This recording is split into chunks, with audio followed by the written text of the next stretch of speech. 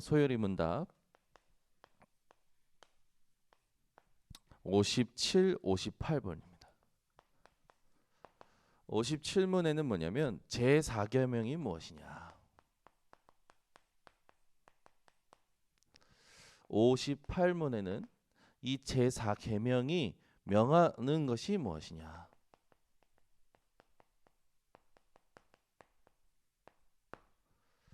제4계명에 대해서는요. 오늘 얘기하고 있던 것처럼 말씀을 가지고 우리가 확인을 해야겠죠. 10계명 제4계명은 안식일을 거룩하게 지키라고 했습니다. 근데 여기에 그냥 거룩하게가 아니라 이 안식일에 대하여 기억하며 거룩하게 지키라고 하죠. 이거는 뭘 말하는 거냐? 우리의 관심을 한 주간의 모든 관심이 어디 있어야 됩니까? 안식일에 있어야 된다는 거예요. 그러면서 엿새 동안에는 열심히 일하는 걸 말씀하고 계시죠. 엿새 동안은 힘써 내 모든 일을 행할 것이나. 우리의 엿새 동안에는 힘써서 일하지만 그 힘써 일하는 것이 무엇이 되어야 됩니까? 하나님의 말씀을 성취하는 인생이 되어야 되는 거예요. 그리고 일곱째 날에 대해서 뭐라고 얘기했냐면 여호와 하나님의 여호와의 안식일이다 그랬어요.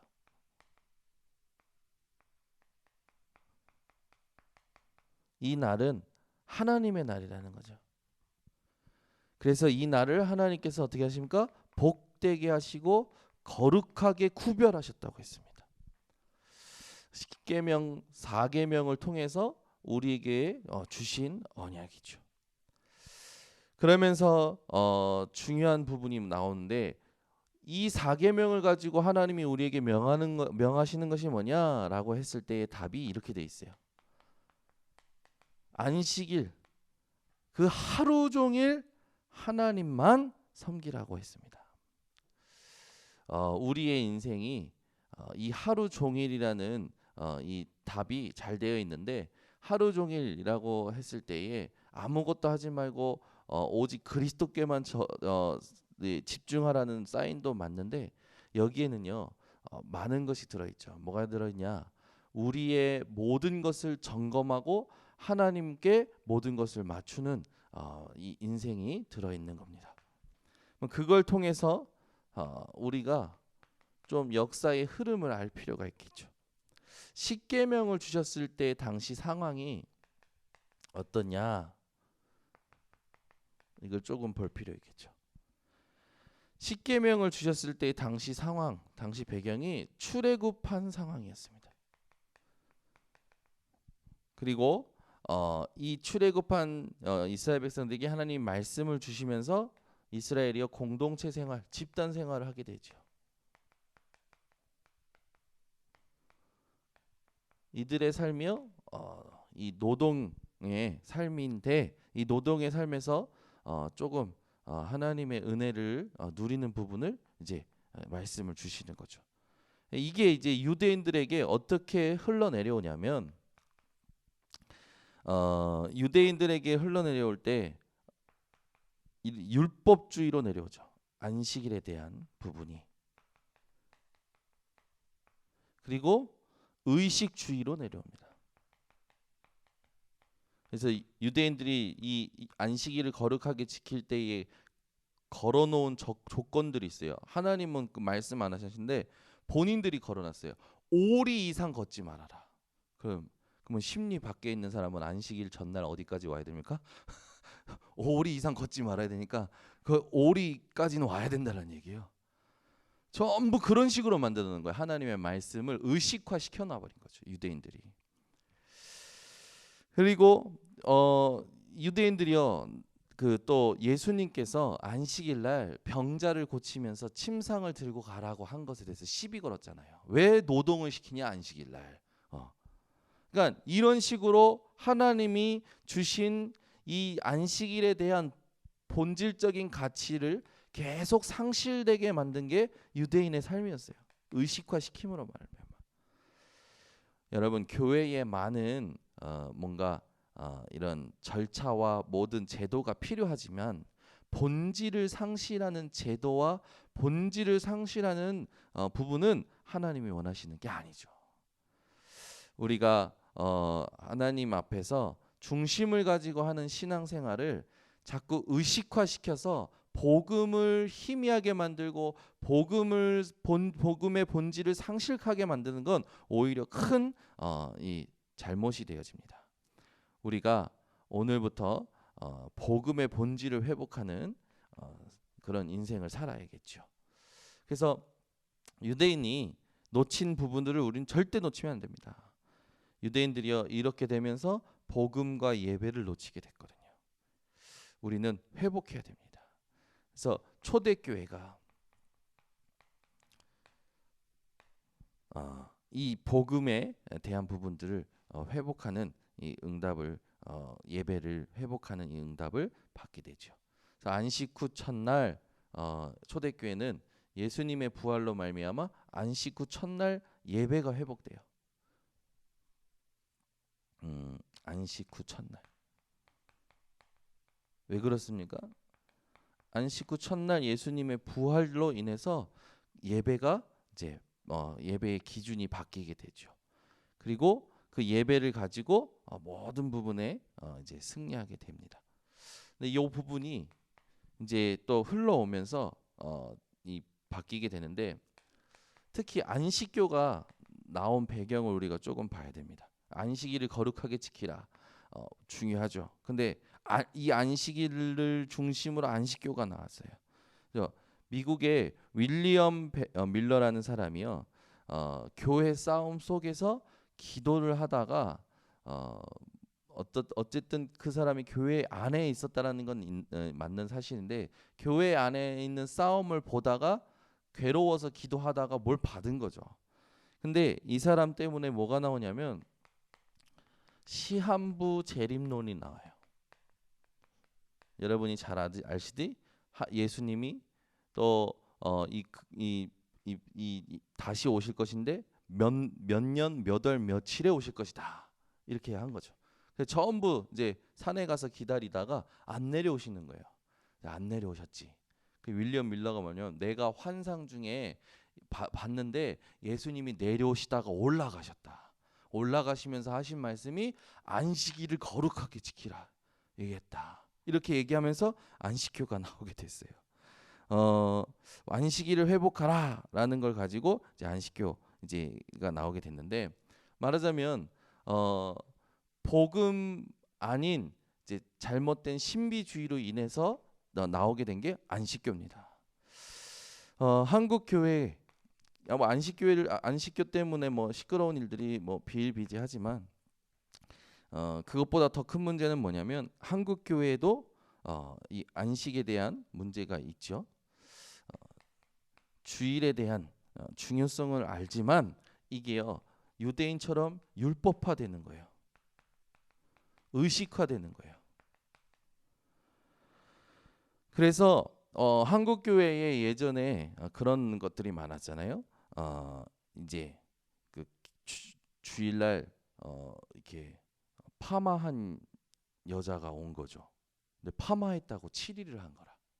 그러면은 우리 교회에 오시는 모든 이 여자 성도님들은 전부 어떻게 됩니까? 7일 당해야 되는 거예요. 파마했다고. 또 돈 썼다고 또 뭐 일했다고 전부 이 문제가 되어졌죠. 한국 교회도. 그리고 우리 한국 교회 특히 남녀 7세 부동석 그죠?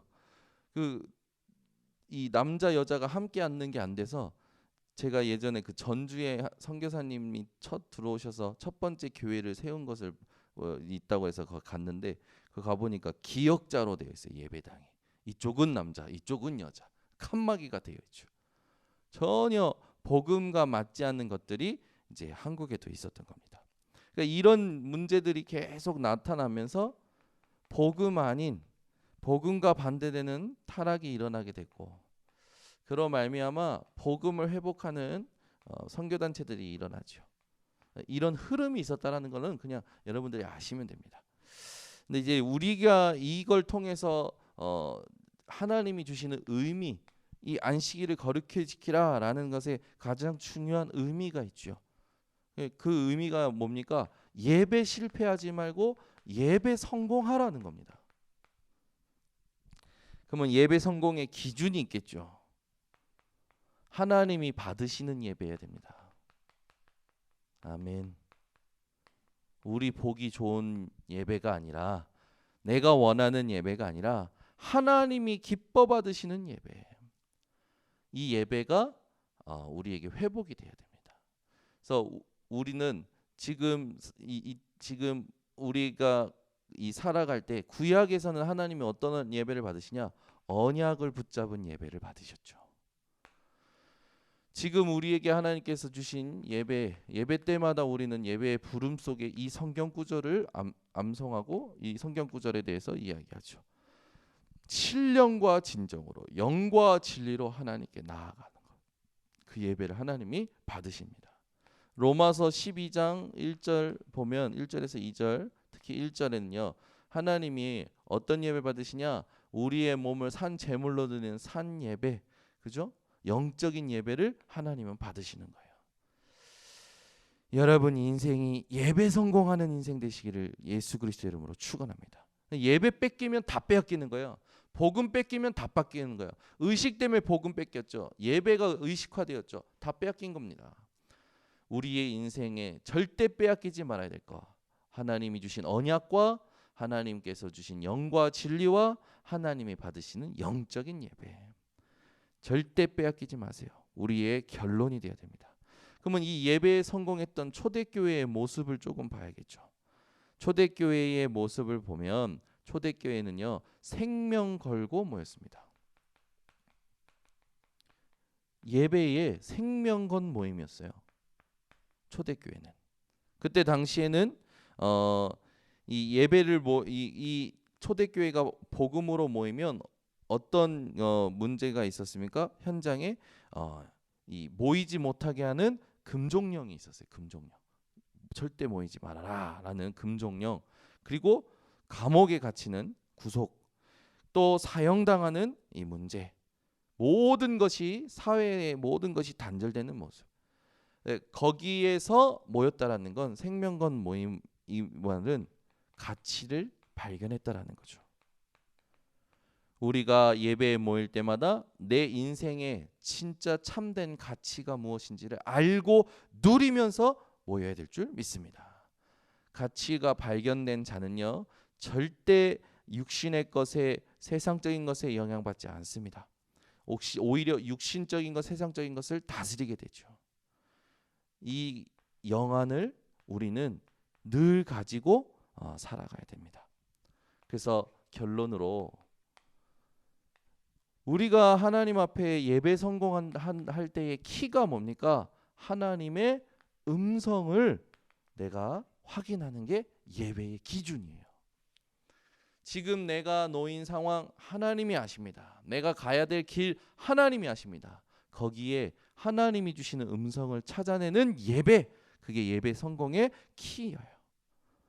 이 하나님의 음성을 가지고 여러분들이 6일 동안 누리면서 성취받는 겁니다. 이게 우리의 삶이죠. 그래서 우리는 어떻게 모여야 됩니까? 현장에서는 두세 사람이 내 이름으로 모인 것에, 그 말은 뭡니까? 예수 이름으로 현장에서 승리하라는 거예요. 거기에 하나님께서는 천국의 문을 열고 닫는 응답을 여러분들에게 허락하시죠. 그래서 우리에게 안식일, 그 날이 지금 우리에게는 주일이 되었죠. 예수님의 부활로 최고의 날입니다. 아멘. 그래서 여러분이 이 주일이 일요일만 주일이 아니라 매일 하나님이 나와 함께 하심을 누릴 수 있는 그 예배가 회복되시기 바랍니다.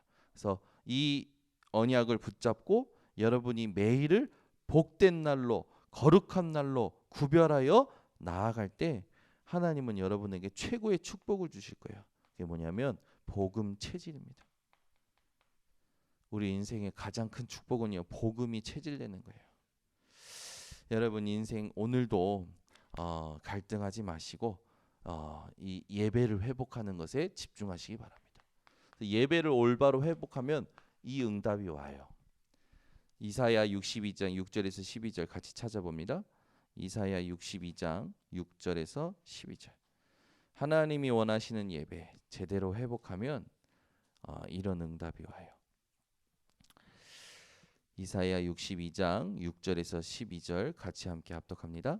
예루살렘이여 내가 너의 성벽 위에 파수꾼을 세우고 그들로 하여금 주야로 계속 잠잠하지 않게 하였느니라. 너희 여호와로 기억하시게 하는 자들아 너희는 쉬지 말며 또 여호와께서 예루살렘을 세워 세상에서 찬송을 받게 하시기까지 그로 쉬지 못하시게 하라. 여호와께서 그 오른손 그 능력의 팔로 맹세하시되 내가 다시는 내 곡식을 내 원수들에게 양식으로 주지 아니하겠고 내가 수고하여 얻은 포도주를 이방인이 마시지 못하게 할 것인즉 오직 추수한 자가 그것을 먹고 나 여호와를 찬송할 것이요 거둔 자가 그것을 나의 성소 뜰에서 마시리라 하였느니라. 성문으로 나아가라 나아가라 백성이 올 길을 닦으라. 큰 길을 수축하고 수축하라. 돌을 제하라. 만민을 위하여 기치를 들라. 여호와께서 땅 끝까지 선포하시되 너희는 딸 시온에게 이르라. 보라 내 구원이 이르렀느니라. 보라 상급이 그에게 있고 보응이 그 앞에 있느니라 하셨느니라. 사람들이 너를 일컬어 거룩한 백성이라 여호와께서 구속하신 자라 하겠고 또 너를 일컬어 찾은 바 된 자요 버림받지 아니한 서금이라 하리라. 아멘. 이 응답을 여러분들이 받으시길 바랍니다. 하나님 아버지 감사합니다. 우리에게 안식일을 거룩히 지키는 것이 어떠한 의미인지 알게 하심을 감사를 드립니다. 이 말씀의 핵심이 무엇인지도 알게 하심을 감사드립니다. 이 말씀의 본질을 놓칠 때 무슨 일이 일어났는지 또 확인하게 하심을 감사드립니다. 전 성도들이 매일 하나님이 원하시는 이 예배를 회복하게 하시고 복음을 회복하게 하셔서 이사야 62장 6절에서 12절의 말씀의 이 응답을 그대로 받게 하여 주시옵소서. 지금은 만왕의 왕이 되신 예수 그리스도의 은혜와 하나님의 극진하신 사랑과 성령의 교통하심이 참된 예배와 참된 이 예배의 날을 회복할 우리 모든 주의 백성들 머리 위에 지금부터 영원토록 항상 함께 있을지어다. 아멘.